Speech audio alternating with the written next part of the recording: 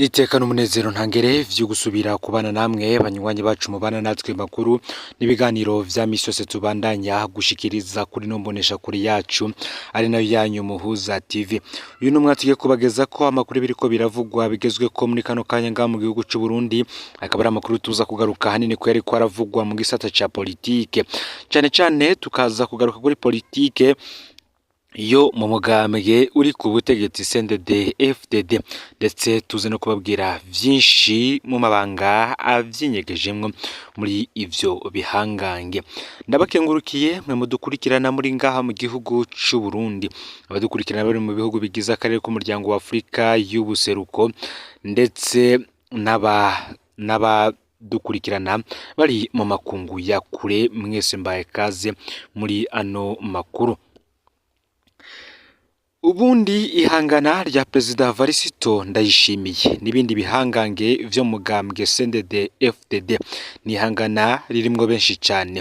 Kwigizayo umwumwe ni igikorwa n'umukenyero Varisito Ndayishimiye yatanguye kugira ngo agende araca intege abo bose bipfuza kumuvana ku butegetsi. Mu makuru dufise ngo muri babandi bose bagwanira intebe y'umukuru w'igihugu bari bane, harimwo Varisito Ndayishimiye, hakaba harimwo General Ngiyome Bunyoni n'abandi babiri tuza kugaruka ko muri ano makuru ku buryo burambuye. Perezida Varisito Ndayishimiye amaze kumenya ko wari ufise inguvu gusumvya abo bose ndetse n'amafaranga yo mu butegetsi ndetse no mu migenderanire n'abandi bategetsi batandukanye n'imigambwe itandukanye idakuranga mu gihugu c'u Burundi cyane kandi imigambwe iri ku butegetsi muri ivyo bihugu ikomeye. Varisito Ndayishimiye yafashe icemezo co kumuca intege uko bishobotse kose.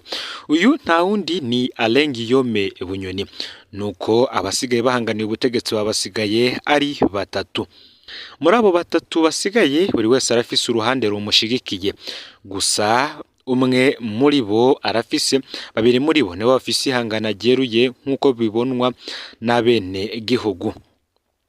Hari amakuru yavuze ko yagiye habona asohowe n'ikinyamakuru icaro candikira iperereza, avuga ko biba bivugwa hagati y'icuka kibi ca Perezida Varisito Ndayishimiye n'abo bafadikanije mu mugambwe abari kugira ngo bagumye basamaza abo bose abipfuza gutembagaza ubutegetsi, mu nyuma bahugire kuri ivyo bibazo babiriko biravugwa ngo Varisito Ndayishimiye ahanganye n'uyu canke se na naka kugira ngo bobo bihe umwanya wo kubafata.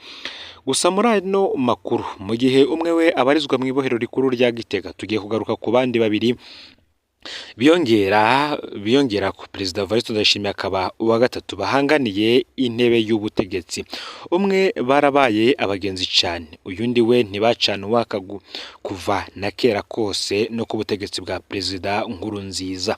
Ese abo babiri ni bande? Ufyonde subscribe canke sabone niba utari wafyonda ko kugira ngo utoje ucikanwa nayo dushikiriza kuri nombonesha kure, usangiza kandi n'amakuru bagenzawe aho baherereye hose kugira ngo nabo baje bashikirwa nabiriko biravugwa bigezwe ko ngaha mu gihugu c'u Burundi, hanze imbezi igihugu c'u Burundi ndetse no mu makungu ya kure.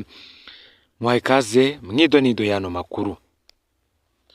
Mu mwaka w'ibihumbi 2021 nibwo vyagaragaye ko hari abagabo bane bariko barapfa ubutegetsi muri CNDD FDD. Ibi ni vyatangajwe n'umupastori Ian Ndorvu. Uyu yari yaneretswe urupfu rwa Perezida Nkurunziza imbere y'amezi 10 n'iminsi 10 yuko apfa. Ico gihe kabari yasavye abasended FDD ko haba amasengesho gusaba ubumwe mu batwara Burundi. Ubu umwe muri abo bane ageze mu ibohero rikuru rya Gitega, akaba ari Ngiyome Bunyoni, generale kw'ipete ryo mu gipolisi, hari nawe wenyene afise iryo pete nga mu gihugu c'u Burundi, pete asangiye na Prime Niyongabo. Mu ntango zano makuru nabwiye ko nza kugaruka ku bandi batatu basigaye. Abo batatu naba bakurikira: harimwo urongoye umugambwe uri ku butegetsi CNDD FDD Riveriano Ndikuriyo, ndetse n'urongoye ibiro bikuru vy'igisirikari General Prime Niyongabo. Muti kuki aba baje muri ano makuru? Ngiye kubabwira ko mu buryo butomoye. Dutangure kuri Perezida Varisito Ndayishimiye. Perezida Varisito Ndayishimiye yamye yidoga ko hari abadashaka kumufasha mu migambi ariko arangurira abenegihugu.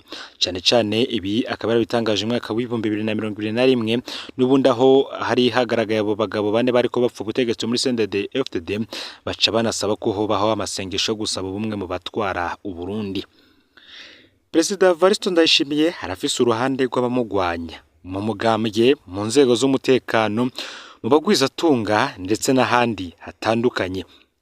Perezida Evariste Ndayishimiye kandi harafise abandi bamushigikiye mu mugambwe, mu bagwizatunga ndetse n'indi migambwe iri ku butegetsi mu bihugu bitandukanye, harimwo n'umukuru w'igihugu ca Repubulika Iharanira Rusange ya Kongo Antoine Felix Tshisekedi.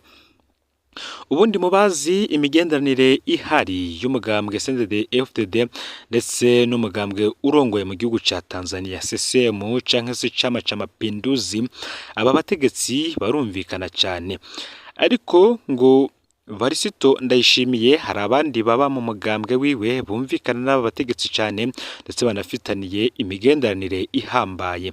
Muri aba Arengeyome Bunyoni arapfunzwe, hagakurikiraho Reveriyano Ndikuriyo, umunyamabanga mukuru w'umugambwe uri ku butegetsi CNDD FDD.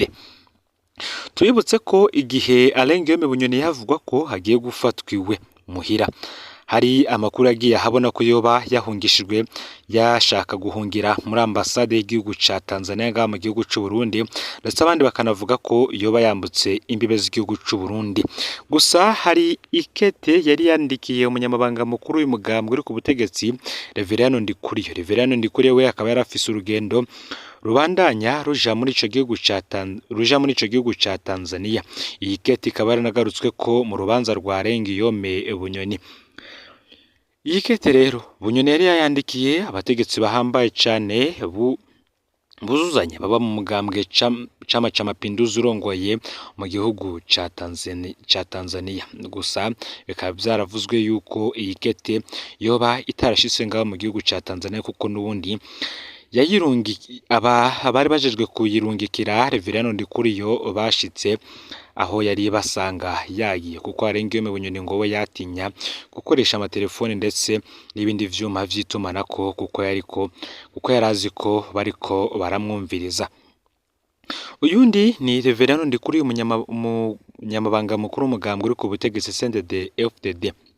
Akenshi Reveriyano Ndikuriyo bavuga ko ingendo agenda akora mu gihugu arizo kwiyegereza abenegihugu. Ngo Reveriyano Ndikuriyo mu majambo ashikiriza arinjira cane abenegihugu baba bagiye kumwumviriza, kuko ngo ni umuntu avuga amajambo akarishe cane, ndetse hari naho bamwe bavuga yuko umurwi w'imbonerakure yoba kuri ubu wegukira Reveriyano Ndikuriyo mu gihe wari wegukira uwahoze ari umukuru w'igihugu Petero Nkurunziza ndetse na General Adolphe Nshimirimana hamwe na Bunyoni. Ndikuriyo rero igihe Bunyoni apfungwa nawe yaragiye gusakwa. Abantu benshi bagiye gusakwa bariko baragabishwa ko nabo umwanya n'umwanya bashobora gushikirwa. Gusa muri aba batatu uwo tugiye kugaruka ko agira gatatu ni General Prime Niyongabo arongoye ibiro bikuru vy'igisirikare. Dusubiye inyuma gato mu mezi aheze, ubwo umukuru w'igihugu Evariste Ndayishimiye yari yagiye mu gihugu ca Leta Zunze Ubumwe za Amerika, ari mu rugendo rwiwe rw'akazi. Ni urugendo yatanguriye muri Cuba aza kurubandaniza muri Leta Zunze Ubumwe za Amerika, aho yari yitavye ibikorwa vy'inama. Ico gihe Evariste Ndayishimiye yaramaze indwi zibiri atabarizwa mu gihugu. Aha rero niho hatanzwe itegeko ryo kuja gusubiriza abasirikare bari bacungera radio na televiziyo vy'igihugu. Biravugwa ko umugambi wo kumutembagaza atari mu gihugu wari wamaze kugera kure. Mu vyari vyatangajwe ico gihe vyavugwa ko abacungera ku kirimba c'umukuru w'igihugu ndetse n'abacungera ku radio na televiziyo vy'igihugu ya RTNB n'ubundi bagenwa n'umukuru w'igihugu Evariste Ndayishimiye, nyuma Prime Niyongabo we nk'umukuru w'ibiro bikuru vy'igisirikare akagena abandi ko bajya gucungera mu ngo z'abategetsi batandukanye. Muri aba bategetsi abarimwo abashikiranganji ndetse n'abandi bajejwe amabanga ahambaye mu gihugu. Aba rero akaba aribo barungikirwa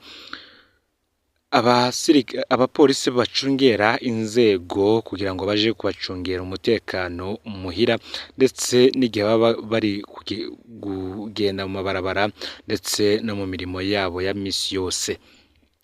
Aba rero nibo basigaye bahanganye, gusa ngo biragaragara yuko hari uguhuza kwatanguye kugaruka kuri aba bagabo babiri, harimo Prime Niyongabo ndetse n'umukuru w'igihugu, na Reverend Ndikuriyo nawe akaba ariko arinjiramo kuko ngukurikije amajambo yashikirije mu minsi iheze ubwo Perezida Evariste Ndayishimiye yatangaza ikibazo c'imigenderanire hagati y'igihugu c'u Burundi ndetse n'igihugu c'u Rwanda, ngo vyagaragaye ko Reverend Ndikuriyo we yoba ariko arakosora umukuru w'igihugu. Binavuga yuko kandi Reverend Ndikuriyo n'ubundi kuva mu mabanga yo kurongora uyu mugambwe bizogorana, kuko ngo Perezida Evariste Ndayishimiye yashatse kumukura kuva na kera kose. Mbere n'ikoraniro kaminuza ry'uyu mugambwe ryarabaye, aho Perezida Evariste Ndayishimiye yipfuza ko Reverend Ndikuriyo ava muri aya mabanga, ariko hakaba hariho uruhande muri CNDD FDD kandi rubarizwa ko ibihangange bihambaye cyane bitavyemera. Ngaba rero abagabo batatu basigaye bahanganiye intebe y'ubutegetsi, harimwo Perezida Evariste Ndayishimiye, Reverend Ndikuriyo ndetse na Prime Niyongabo arongoye ibiro bikuru vya gisirikare. Gusa tubibutse ko Reverend Ndikuriyo we ashigikiwe n'abagwizatunga, n'abakenguza amateka ndetse n'abashinga amateka benshi bitwa ko bari mu iragi rya Nkurunziza. Aya niyo makuru rero twari tubafitiye muri aka kanya. Ufyonde subscribe canke sabone niba utari wafyonda ko kugira ngo toje ucikanwa nayo dushikiriza, usangiza no makuru baherereye hose kugira ngo nabo batoja bacikanwa nayo biriko biravugwa bigezwe ko ngaha mu gihugu c'u Burundi, hanze y'imbere z'igihugu c'u Burundi ndetse no makungu ya kure. No Muhoza TV, Imana ibahezagire.